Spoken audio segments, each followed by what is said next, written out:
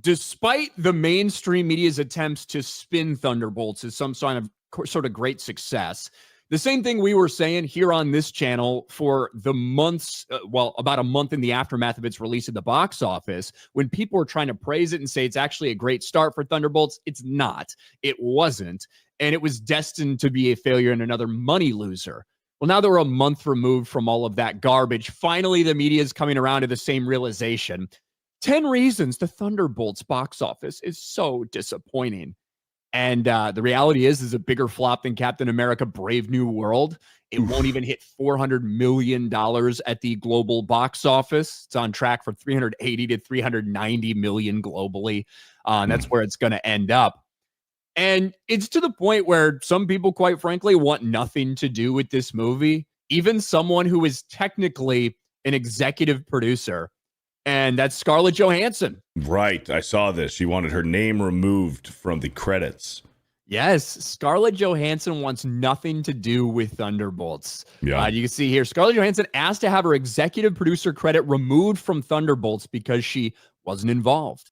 I've said this before when it comes to these EP credits that some people have, and even some, not as many when it comes to normal producer credits, but a lot of these executive producer credits, some people are hyper involved with a lot of things that go down. You know, some people are truly involved with a lot of the strategy and decision making and stuff like that. Some executive producer credits, they had nothing to do with the film, and it'll have something to do with maybe a character that they were responsible for creating, or it's like the 7th movie in some franchise that they were involved in a couple movies ago, but now they're not, but still they end up getting some form of contractual credit for something. Sounds like this is what the case was, because she doesn't want anything to do with Marvel. Scarlett Johansson asked to have Thunderbolts EP credit removed. Says Marvel cast gets so enormous, you sometimes feel like a device to move the plot along. And this happened because David Harbour and her were sitting down and talking. David Harbour, Red Guardian, who made his first appearance in the MCU in Black Widow, Scarlett Johansson's movie. That kicked off a big lawsuit between Scarlett Johansson and Disney because of the way that they released it. A lot of things going on to why she may not want to be involved anymore. Right. But David Harbour says it's the opening day of a movie that basically you're the 7th Thunderbolt in. Your character's all over it. You're an executive producer. Congratulations, Harbour said. I asked to have my credit removed because I wasn't involved, Johansson replied, more or less suggesting contractual reasons were why she was credited. And she kind of talked about why it just wasn't interesting for her to play the character anymore, too. Some of the films engaged my character more than others. Like in Captain America Winter Soldier, we were really dynamic. Some of the other films, the cast is so enormous, so much plot to serve, you start to feel like you're a device to move it along. And if you're committed to 5.5 months of that, it's like, okay, I can't paint my nails, I can't get a haircut. These sound like silly problems, but your identity's wrapped up in the job for a long time. And if you're not doing engaging work as an actor, you feel a little cagey sometimes. Do you think the Jurassic World Rebirth is going to engage her as an actress, Beardo?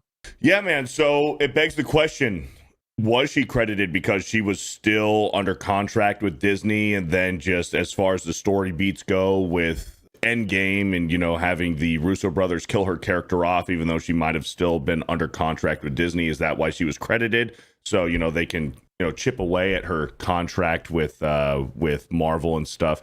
She is half right in what she's saying. It's like, yeah, she's there just to be there because it's an ensemble movie, but it's like, quit bitching, because you get pampered on set. You get your free food, your free trailer, whatever you fucking want. You're pampered. So what? You can't get a fucking haircut. So what? You can't get your nails done for whatever you know, reason that you want. You're getting paid millions of fucking dollars. Shut the fuck up. Okay. Nobody cares. Yeah, I think the reason that she doesn't have anything contractually with Disney or Marvel left, like all of that's done. She's been asked multiple times about Doomsday and has no interest in coming back, says it doesn't make any sense for her character, blah, blah, blah.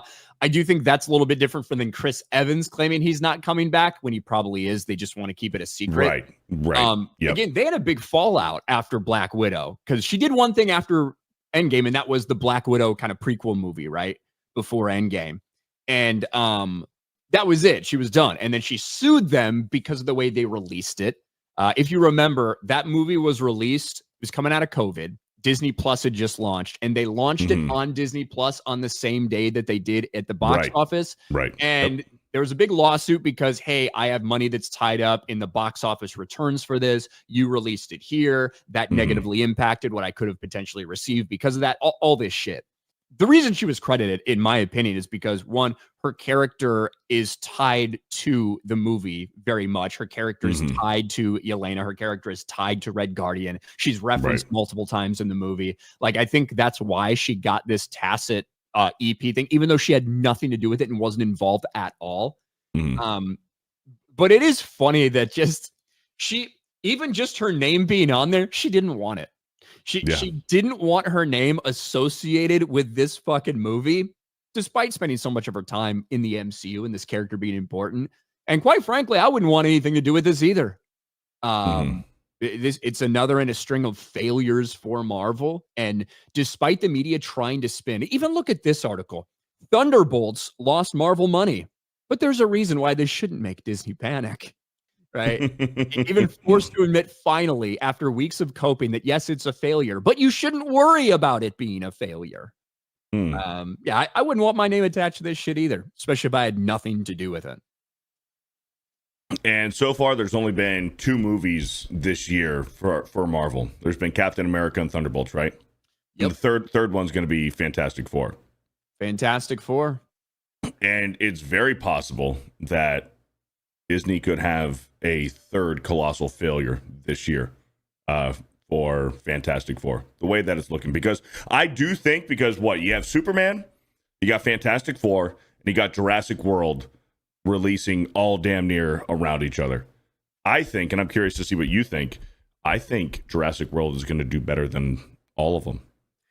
If I were betting, I would say Jurassic World does better than all of them, in large part because I think the international numbers will be massive for it. People love to see the fucking dinosaurs. It's going to be huge in China. Yeah, people in Asia love to see the fucking dinosaurs for some reason.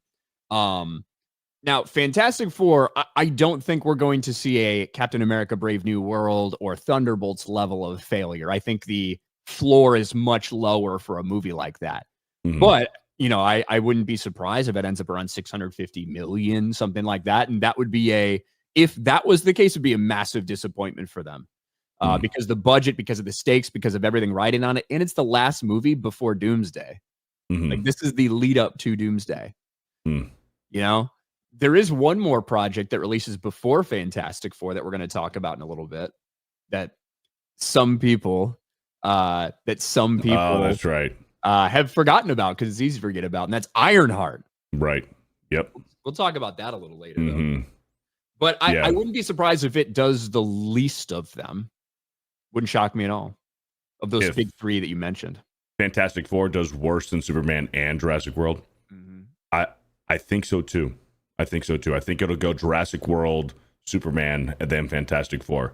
I love the Fantastic Four growing up. I like the 05 and 07 Fantastic Four. I like the 05 a lot. 07 was a little shakier, but correct. Especially because they couldn't use Galactus and all of that stuff obviously sucked, but they butchered Galactus in 07, but 05 was nice because I thought it was good. And it was, unfortunately, I think it was before its time because those X-Men movies and the Fantastic Four movies, they were before its time. If they were to have released 10, 15 years ago, I think they probably would have done a lot better.